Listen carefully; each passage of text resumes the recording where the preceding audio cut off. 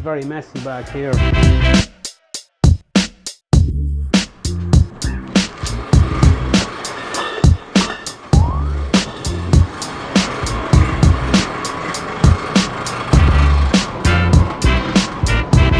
I'm trying to turn this off so we can hear. All right, so changing a keg.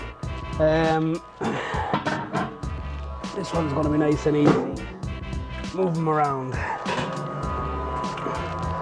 All right. Changing a keg is nice and easy. Well, there's two ways to do it. For a beginner, I recommend you turn off the gas. I don't know if you can see. Well, you can't really see in here. There's like a gas switch off. Little red lever. Most of them actually look like this here. You can see them a little bit better. Look. Because at the end, this is the gas line. The red line is the gas line. So this is the gas shut off. The reason you want to shut the gas off is it just allows for a little less mishaps. So this one's off. You can't really see it behind that, but it's off. So what happens is this is Sankey. So to take a Sankey off, you pull out the handle, and then it pops open, and then it just twist and turn it off.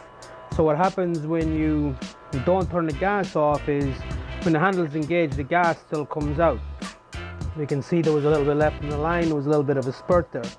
But if the gas was turned on up there now, this would be shooting out gas. And the problem with that is when you go to engage it onto a new keg, if the handle is not fully up, here, and you try to engage it on a keg, the gas is going to start shooting into the keg before the seal is formed, and the beer is going to start coming out of the sides of the keg here like this, and you're going to destroy yourself. So, you know, once you get used to using it, once you get used to like having the lever all the way back up, it's nice and easy. I mean, this is the old keg, you won't see it as nice and easy. You won't have to turn the gas up here. But when you're not used to it, you should just turn the gas off. This way it leaves for less problems when you're putting the new keg on. So the new keg usually just come with a little top on it. This is a nice new beer from Single Cut, a local brewery here. There was a guy, Baltic Porter.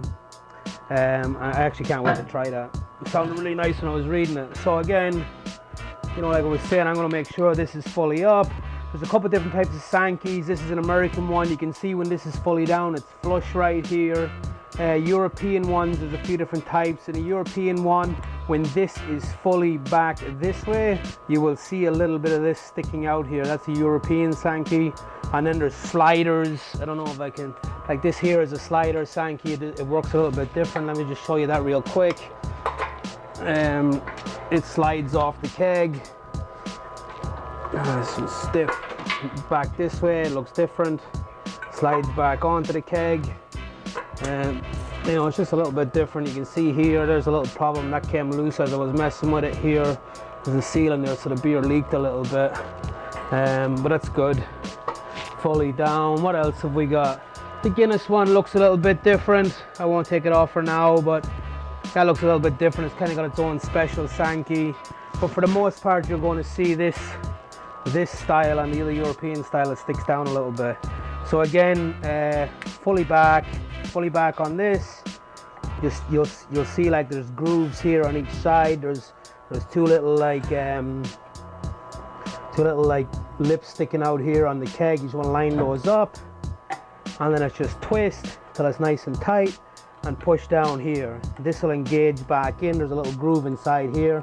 This will engage back in so that it doesn't come up. Right now, on most systems I've seen around, what you got to do then is go upstairs, pull the handle, and you'll see a lot of foam coming out at first. And it's basically because this line is empty here, this beer line.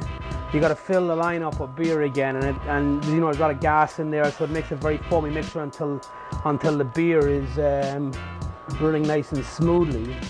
So I'm just gonna put this up here. We have a system for weighing kegs. Just gonna leave that up there on that weighing scales. We have a fob system. Again, it's difficult to see here how the fob system works, but this here you generally have to fill with beer. There's a little button on top. You press it. I turn back on the gas first to pressurize the keg. I'm gonna fill this up with beer. You can kind of see what beer it is already. You can see the line is starting to fill with beer, but also the line all the way to the keg, all the way to the top is going to get filled. Once you've filled it up, as you can kind of see on this one, actually there's a little ball at the bottom of it. I don't know if you can kind of notice that. I don't know if you can get in there at that angle or whatever. But once it's filled up, you can pop the little ball up, it'll float. What happens there is when the keg empties, instead of the line making a lot of like splurts, as you're pouring a beer for a customer, instead of the line making a lot of splurts when it gets to the end of the keg, it just shuts off. This says, okay, the keg is empty, stop sending beer up to the tap. That's what the ball does, it cuts it off. Down on the bottom it says stop sending beer to the tap. That's when you come down and tap a new keg, which is great when you're if you're changing beers a lot, you're going to lose the beer in the line. That can happen, but if you're using the same beer in the same line, it saves you a lot of beer. You'll save like maybe 3 to 6 pints per keg, so that's pretty good. So alright, we got this hooked up. We got our thing full and our gas turned on. Sometimes you might forget to turn the gas back on. You go upstairs, you open the tap, nothing comes out because there's no pressure in the keg. Got to come down, remember to turn the gas back on. And that's it for changing the keg. Well, am I forgetting anything? I don't know what that is. What line that is. It's empty. I know that was empty. And I'm just going to turn this back on. Your blower units keep the keg room cold. Just turn it off when you're inside. Less noise and less cold.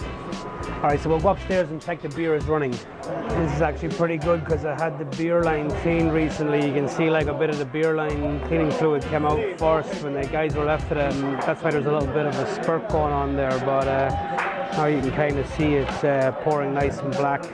It's a porter, so it's pretty good. It's pouring nice and smoothly. It's leaving a nice bit of a head on there. So the finished product looks pretty good then.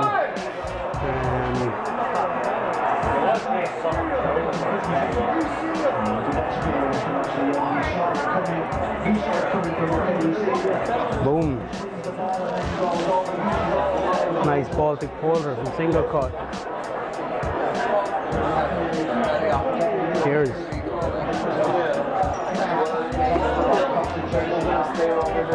Definitely worth a try. Definitely worth a try. Find on the shout here, the guys are watching the football game.